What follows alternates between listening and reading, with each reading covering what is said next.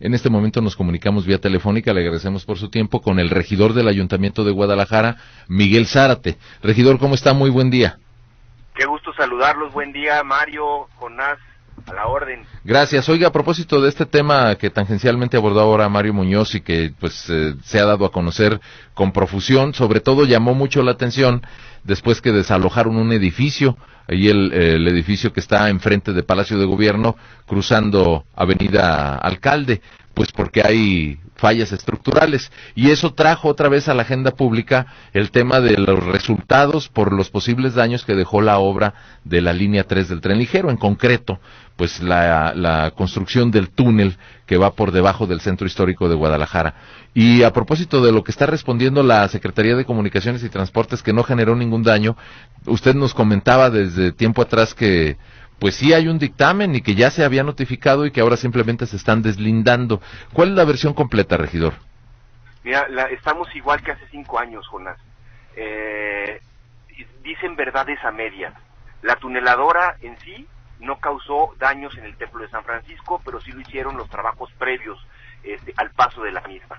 Y en cada una de las distintas edificaciones que están a lo largo del Paseo Alcalde, cada caso es distinto. Unas porque generaron unos muros que se llaman muros Milán, y esos estuvieron mal construidos y generaron socavones y desplazamientos de las tierras que tienen hoy con daños algunos edificios de valor patrimonial y otros de índole privada.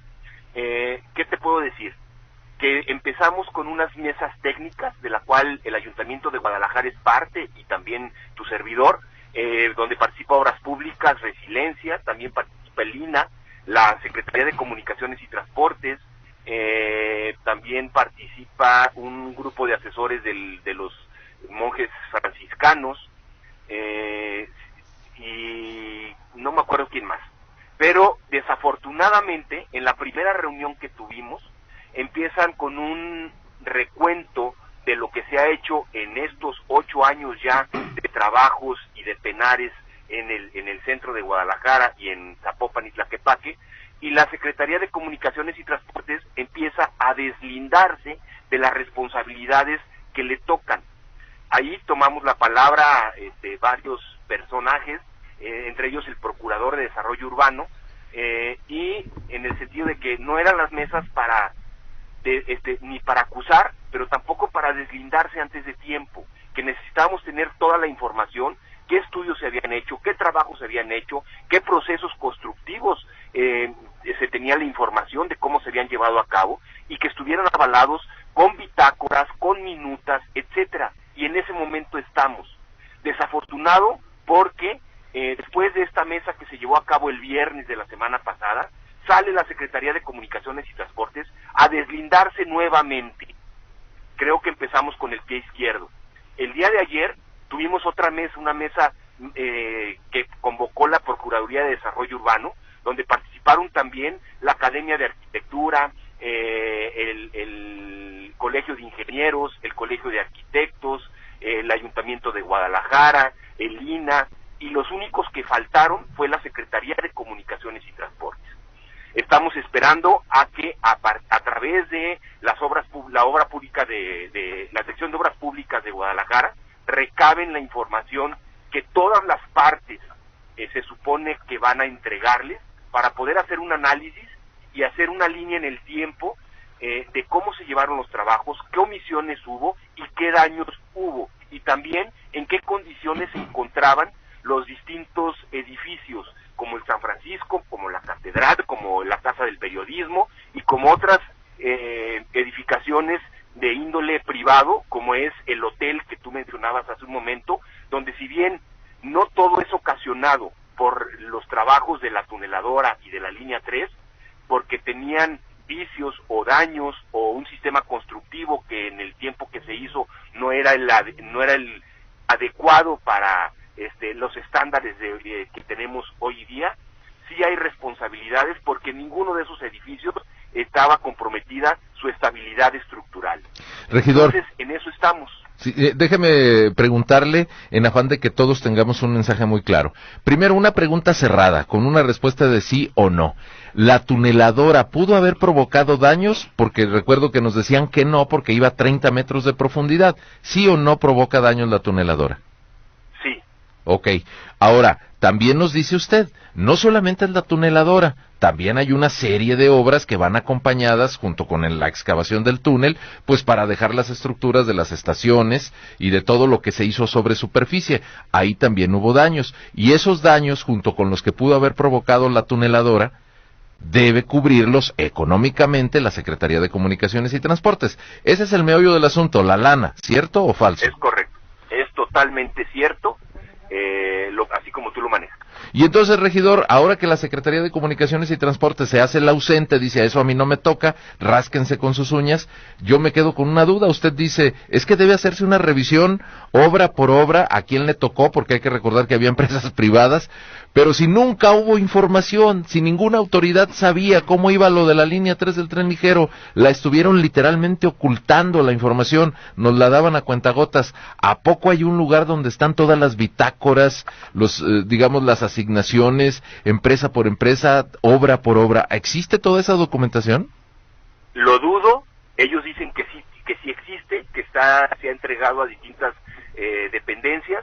Yo sugerí que invitáramos también al personal de CITEUR, que estuvo a cargo de una supervisión que costó mucho dinero a los tapatíos y a los mexicanos, y que ellos deben de tener información que tienen que compartir, que tiene que ser de carácter público, para poder hacer un recuento de qué es lo que se tiene y entonces sí poder deslindar responsabilidades. Y también creo, y a sugerencia de varios personajes que estuvieron en la mesa técnica, también ir acompañado de una estrategia legal que permita hacer los reclamos pertinentes a quien corresponda, ya sean las empresas, ya sean las afianzadoras, o ya sea la Secretaría de Comunicaciones y Transportes, o el gobierno del Estado, si fuera el caso. Pregunta del millón, ¿el edificio que fue desalojado es inminente que se debe echar abajo, o cómo debe de ser su reparación? No es inminente, Mario. Hay varios dictámenes que están, tanto los dueños del edificio como el municipio de Guadalajara, que los están presentando y los están generando en estos momentos, para saber cuál es el proceso que se tiene que hacer para la reestructuración del edificio y saber en cuánto tiempo pueden volver a utilizar el hotel y regresar los comerciantes de la zona. ¿A poco con puros polímeros la libramos? No, los polímeros son para la reestructuración del suelo, para poder generar una estabilidad. El edificio, yo creo, sin conocer a fondo qué es lo que tiene, necesita una reestructuración, un reforzamiento estructural.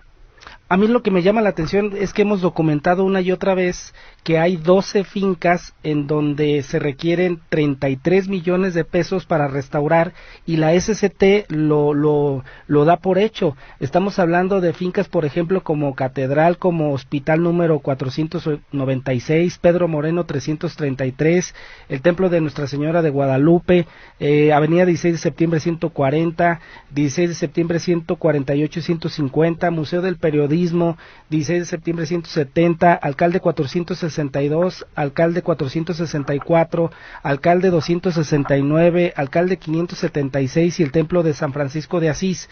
¿Qué hay detrás, regidor? Porque si ya se había documentado que incluso hay las cantidades que se necesitaban para estos 12 inmuebles para ser rehabilitados, y que ya se habían invertido otros 56 millones de pesos en 5 edificios más, ¿qué hay detrás, o por qué ahora brinca la SCT de una manera como queriéndose deslindar de todo?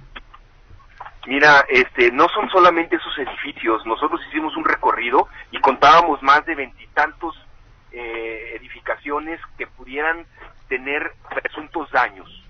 Nosotros metimos una iniciativa para poder, a través de la Dirección de Obras Públicas y de Resiliencia, en combinación con el Colegio de Ingenieros, hacer recorridos que nos permitan tener la certeza de qué condiciones se encuentran las fincas que tú mencionas y otras más. Por ejemplo, en el Templo de San Francisco, se han hecho trabajos y se ha invertido dinero por parte del SCT, es correcto. Sin embargo, hoy no tenemos la certeza de que la estabilidad del suelo sea la adecuada. Entonces, cualquier cosa que le hagas para reparar una fisura, un hundimiento en los pisos que los presenta, creo que es inútil si no empezamos con los cimientos, saber cómo están para de ahí subir a la superficie y revisar la estructura y los daños que pueda tener cada una de las edificaciones. Regidor, déjeme concluir con una pregunta que creo estará en la mente de nuestros radioyentes. ¿Es posible que veamos que se está cuarteando en la iglesia de San Francisco? ¿Es posible que veamos que de repente se viene abajo una de estas fincas históricas?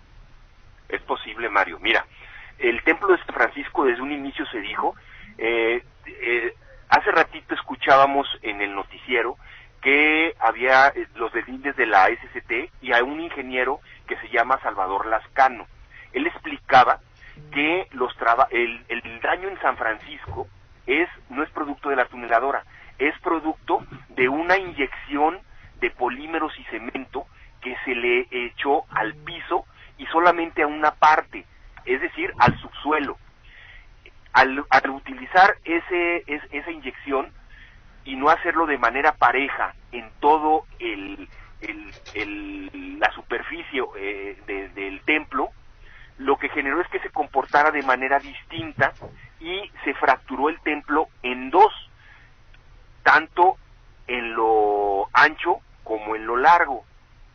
Esas grietas han sido monitoreadas durante mucho tiempo, durante varios años por la misma Secretaría de Comunicaciones y Transportes, y de repente hace algunos meses se dejó llevar de hacer ese monitoreo.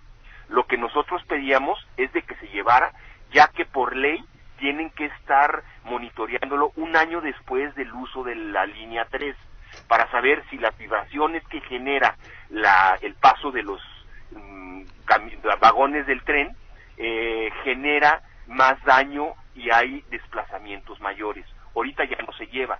Hay testigos particulares, pero donde sí es posible. El templo de San Francisco es una serie de piedras acomodadas y unidas con una cal o un cemento de la época. Si se siguen abriendo esas grietas, el peligro de colapso es inmediato, son piedras. Bien, pues qué riesgoso, y esperemos que la SCT sí responda, porque además, para el presupuesto que tienen, lo que se necesitaría para salvar estos monumentos arquitectónicos de Guadalajara, pues la verdad es una minucia, regidor. Pues vamos a seguir atentos, y si usted tiene información, le agradeceré que nos la comparta. Yo encantado, te estoy poniendo al tanto de qué es lo que sucede en las mesas técnicas, tanto la que lleva la Procuraduría como la que se hizo en la Secretaría de Comunicaciones y Transportes. Gracias, regidor Miguel Zárate, buen día. Un abrazo y saludos a todos.